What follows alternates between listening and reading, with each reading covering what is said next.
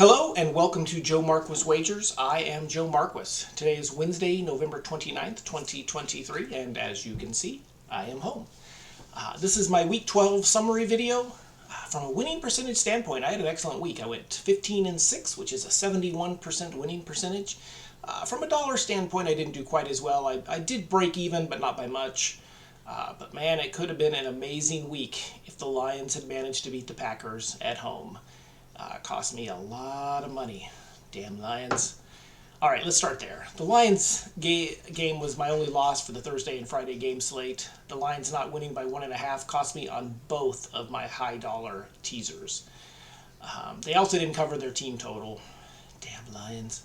The only wager I won in that game was Montgomery exceeding his rushing props of 66.5 yards. He ended up with 71. I had single rushing props on the other three games, and they all hit. Pollard had 79. His prop was 64.5. Debo ended up rushing for 15 and a touchdown, and his prop was 10.5. Mostert destroyed his prop of 60.5. He ended up with 94 rush yards.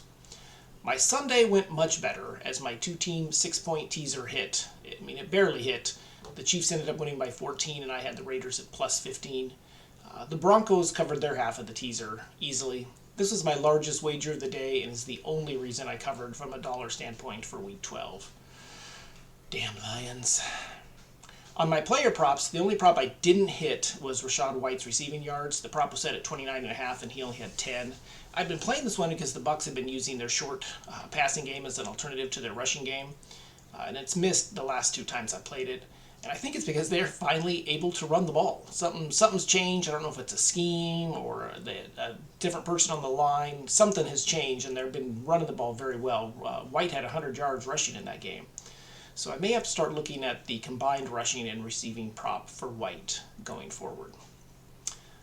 Taysom Hill had 26 rush yards, and his prop was 18.5. Shakir had 3 receptions. His prop was 2.5.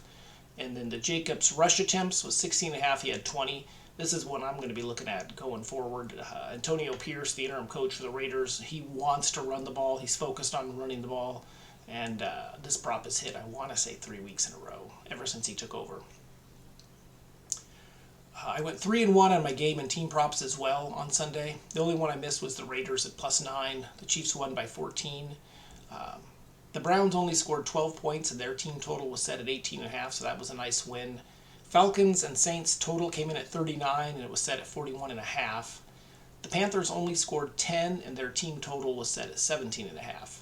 The Panthers have since fired their head coach. We will definitely be looking at their line for Week 13 and see if there's room for us to play them to cover as they get the old just fired our coach boost that always seems to happen.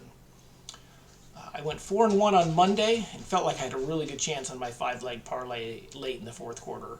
All 4 of my player props hit. Just the game prop was a miss. I had the Vikings winning by 2.5, and they ended up losing by 2 as the Bears managed to win that game without even scoring a touchdown. Kmet had 7 receptions for 43 yards, and his props were set at 3.5 and 36.5, so that one was a nice one. Herbert had 2 receptions for 14 yards, and his props were set at 1.5 and 10.5. These 4 props actually hit in the first half. I was just sweating the final score. My next video will be tomorrow to preview the Thursday night game between my Seahawks and the Cowboys. If you haven't already, please subscribe to my channel, and good luck on all of your wagers.